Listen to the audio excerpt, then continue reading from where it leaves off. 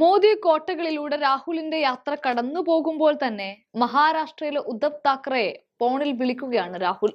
നീണ്ട സമയമാണ് ഇരുവരും ഫോണിൽ സംസാരിച്ചത്. സീറ്റ് വിഭജന ചർച്ചകൾ UP, ഡൽഹി, ഹരിയാന, ഗുജറാത്ത് എന്നീ സംസ്ഥാനങ്ങളിലൊക്കെ സമവായത്തിൽ എത്തിക്കാൻ കഴിഞ്ഞതിന്റെ ആശ്വാസത്തിലാണ് രാഹുൽ ഉദ്ധവ് താക്കറെയെ വിളിക്കുന്നത്.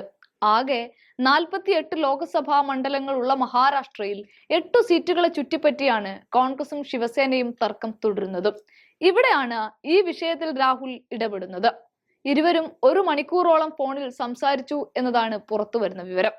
ഭാരത് ജോഡോ ന്യായ് യാത്രക്കിടയിലുള്ള ഇടവേളയിലാണ് രാഹുൽ ഉദ്ധവ് താക്കറെയുമായി സംസാരിക്കാൻ സമയവും കണ്ടെത്തിയത്. മുംബൈയിലെ 6 ലോക്സഭാ മണ്ഡലങ്ങളിൽ Mumbai south central, Mumbai north central, Mumbai north west തുടങ്ങി 3 സീറ്റുകളിലാണ് കോൺഗ്രസ് മത്സരിക്കാൻ ആഗ്രഹിക്കുന്നത്. അതേസമയം കോൺഗ്രസിൽ നിന്നും അശോക് ചവാൻ ഉൾപ്പെടെയുള്ള നേതാക്കൾ കൊഴിഞ്ഞുപോയ ശേഷം ഉദ്ധവ് താക്കറെയുടെ പാർട്ടി മുംബൈയിലെ സീറ്റുകളിൽ കൂടുതൽ വിഹിതം ആഗ്രഹിക്കുന്നുമുണ്ട്. Mumbai south, Mumbai north west, Mumbai north east, Mumbai south central എന്നീ 4 ലോക്സഭാ സീറ്റുകൾ ഉൾപ്പെടെ സംസ്ഥാനത്തെ 18 ലോക്സഭാ സീറ്റുകളിൽ തങ്ങളുടെ സ്ഥാനാർത്ഥികളെ നിർത്താനാണ് ഉദ്ധവ് താക്കറെ ആഗ്രഹിക്കുന്നത്. 2019 ലോക്സഭാ തെരഞ്ഞെടുപ്പിൽ മഹാരാഷ്ട്രയിൽ BJP 23 സീറ്റിലും അവിഭക്ത ശിവസേന 18 സീറ്റിലുമാണ് വിജയിച്ചത്. NCP 4 സീറ്റും കോൺഗ്രസ് 1 സീറ്റും നേടിയിരുന്നു.